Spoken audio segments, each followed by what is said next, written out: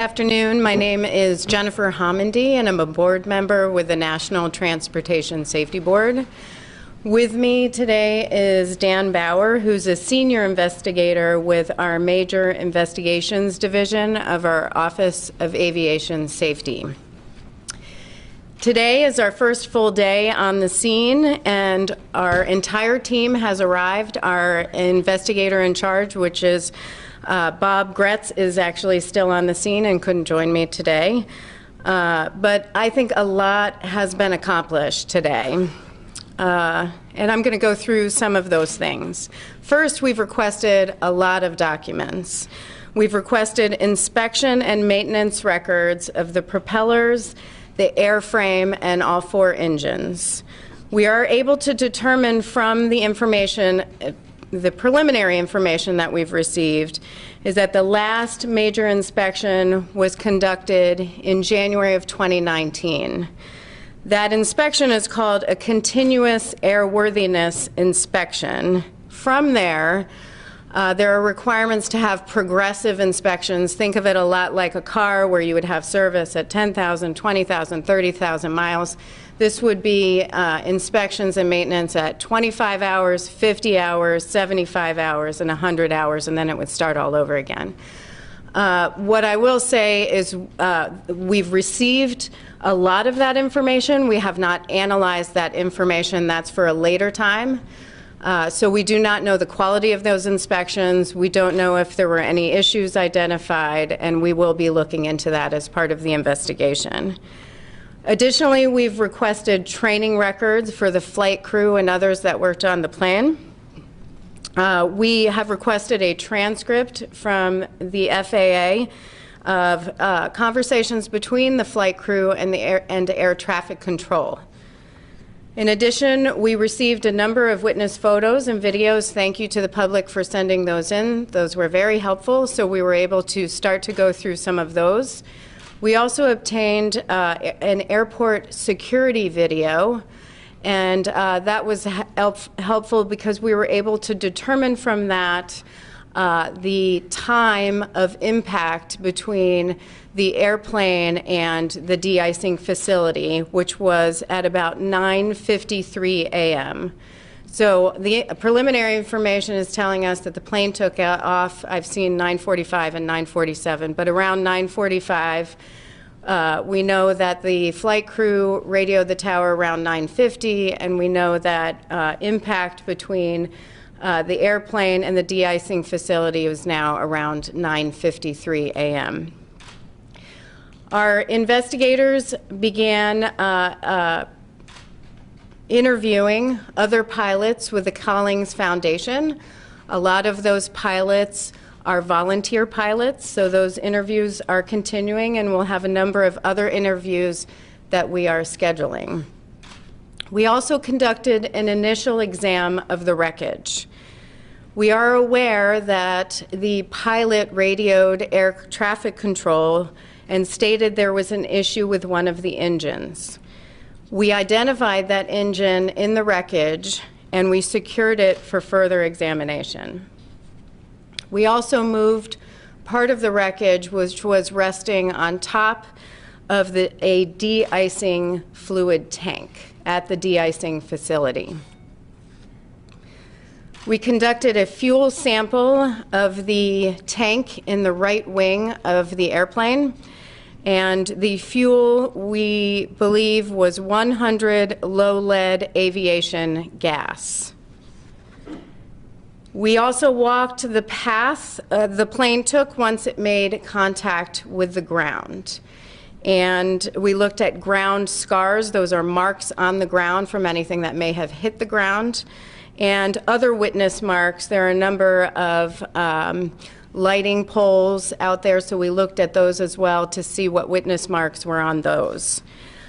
We were able to determine that the plane made contact with the approach lights at about 1,000 feet from runway 6, or the threshold of runway 6, and had hit in some way about 30 approach lights, which are on breakaway poles. We used the drone to begin mapping the plane's path to its final resting location.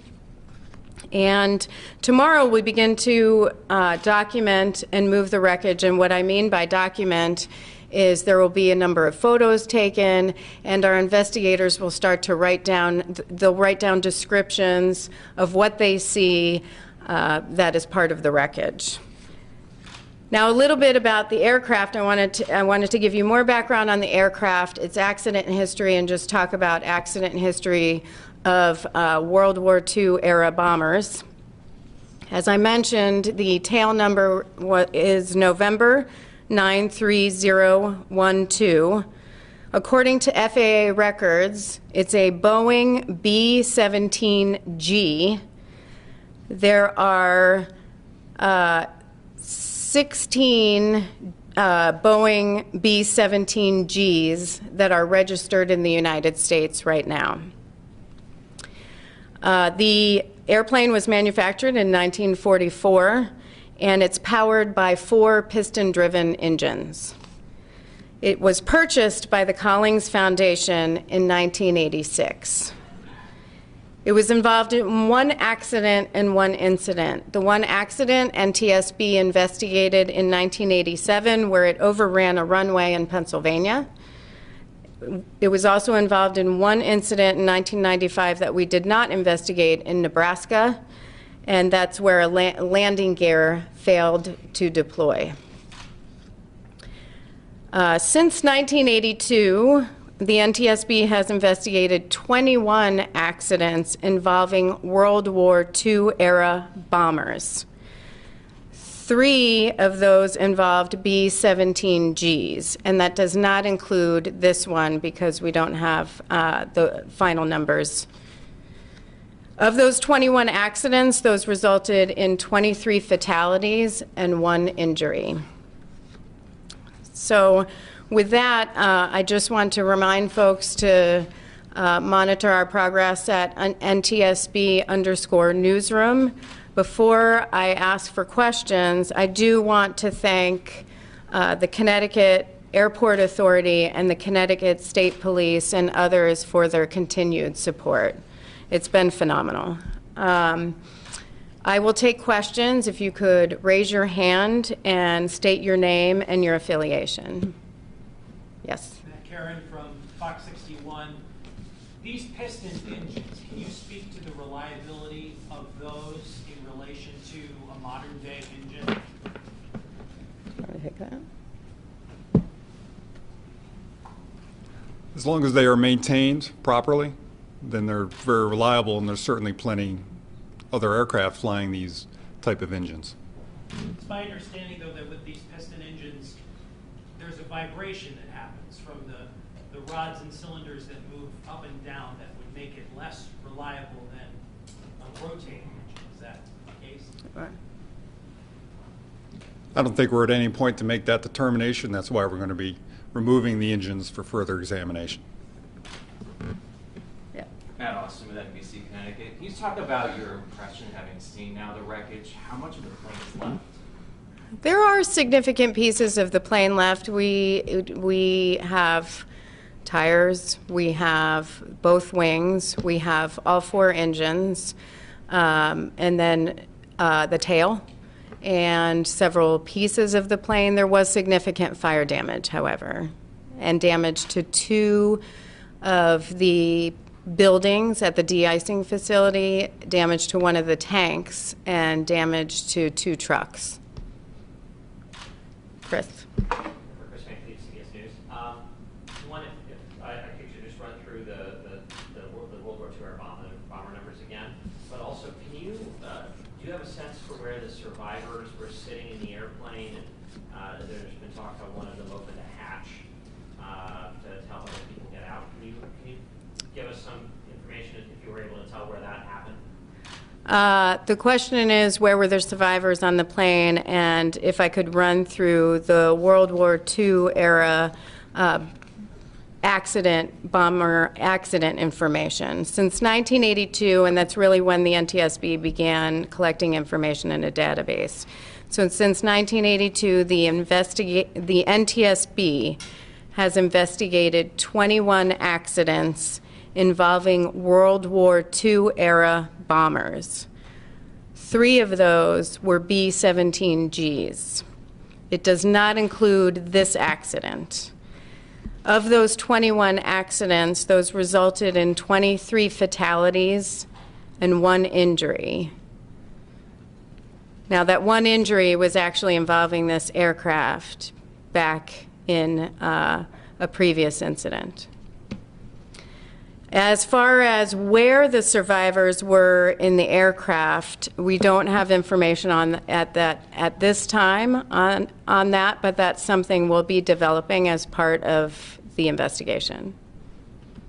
Yes. Tina Patel with News 8 is ABC.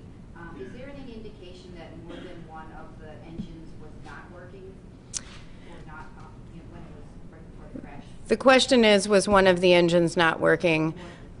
More than one. Well, we're not ruling anything out. We heard audio, and this is why we rely on the transcript. We heard audio of communications between the pilot and air traffic control of a problem with the engine. We have to determine, was that 1, was that 2, we don't know, or 3 or 4, we don't know at this time.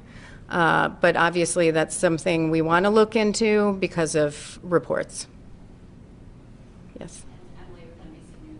Going off of what she asked, not only there was some people said that they were looking at something in the plane before it had even taken off. There was some issue with the plane. Are you guys looking into that? Do you have any information about that? We've heard reports of that, but that's not anything that we can confirm yet. We do have questions, and we'll be asking those very questions as part of our interview process. Yes. Christina Hager from WBZ Boston. Back to those numbers you were giving on the World War II bombers and that you've investigated in the past. Can you put that into context? From what you've seen, is how safe is this aircraft, this particular type of bomber, as far as its history? The safety of the bomber, we have to look at that as part of our investigation. I mean, every accident is different.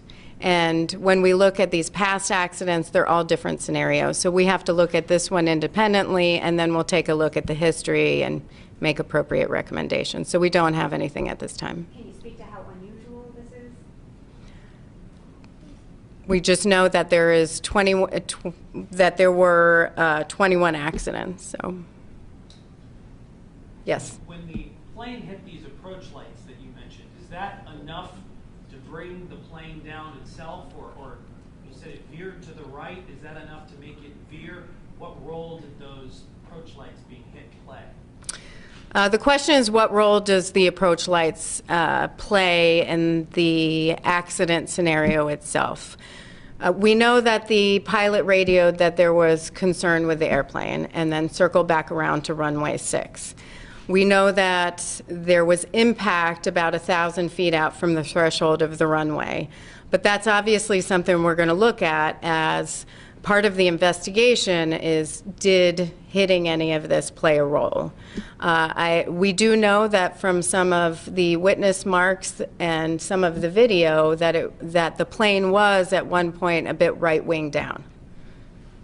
So. I would assume the breakaway poles are meant to do just that, not do damage, but to break away. The breakaway poles, are they meant to break away? Yes, they are meant to break away. That is how they are designed. Mark Sudol with News 12 Connecticut. Can you tell yet were there enough seats and safety belts for the passengers? The question is, can we tell if there are enough seats and safety belts for the passengers? That's something we need to look at as part of the investigation as we start looking at the wreckage and then conducting interviews from previous flights and others. As well as safety briefings. We're going to want to look at what safety briefings were conducted pre-flight and during the flight. Yes? Have you determined if it was the right fuel on board? We have had, the question is, was it the right fuel on board? We asked based on reports of it being certified for 87. was 100 appropriate, and the FAA has documents that state that anything above 87 would be appropriate, anything below would not be. But still, we are conducting testing to make sure there's no debris, to check the quality of the fuel and others. Yes? Hi, Shantae Passmore with WWLP. Can you share if either the co-pilot or the engineer were certified to fly? We have some preliminary information on the crew. I know that the crew, so the pilot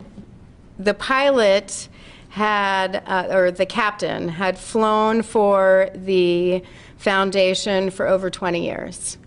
At the time of the crash, he had over 7,300 hours in the B-17, and reportedly has the highest time in the United States in a B-17. He was also the safety officer for the foundation. The first officer was a volunteer for the foundation for 5 years, and then there was a loadmaster on board. Yes? Jill Kaufman, New England Public Radio. In your past investigation since the early 80s into these types of planes, was there any thread that connects any of the crashes in the equipment itself?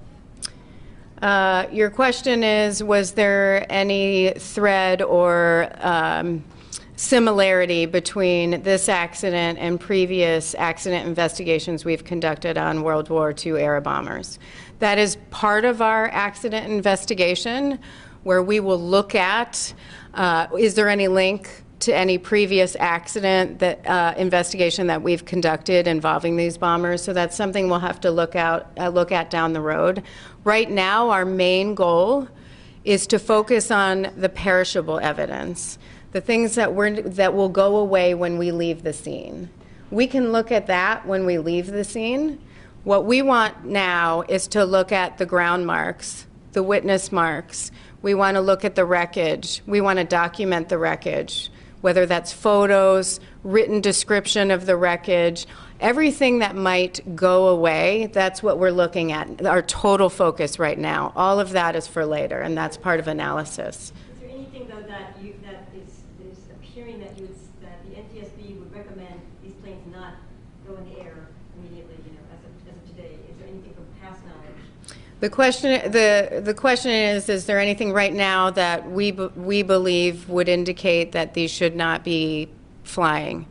It's too early for that, for the NTSB to make that determination. We're still at the very initial stages of this investigation, and we'll have to determine that at the appropriate time, if applicable at all. Forgive me for not knowing more about this. I'm working with the Hartford Current, but you mentioned that it was leaded fuel. Is that a leaded fuel specific to vintage internal combustion engine airplanes, or is that a leaded fuel that is in wide use? That's for wide use. Yeah, why don't you? Not 100% sure, but I believe that's a widely used fuel for internal combustion type engines. How does it compare to the fuel that plane was designed to run on?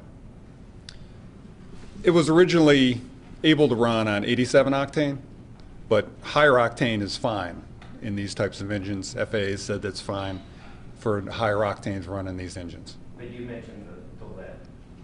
How does the lead value It's actually lower now compared to what it was designed to run on? anything that's running in these airplanes has been certified for use by the FAA. Thank you. Yep. One more question. Chris. Just real quick. Are you aware of some accounts from people who, before the plane took off, that there was an engine issue before the plane took off that they were working on prior to takeoff? Am I aware of accounts from witnesses that there may have been issues with the engine prior to takeoff? The answer to that is yes.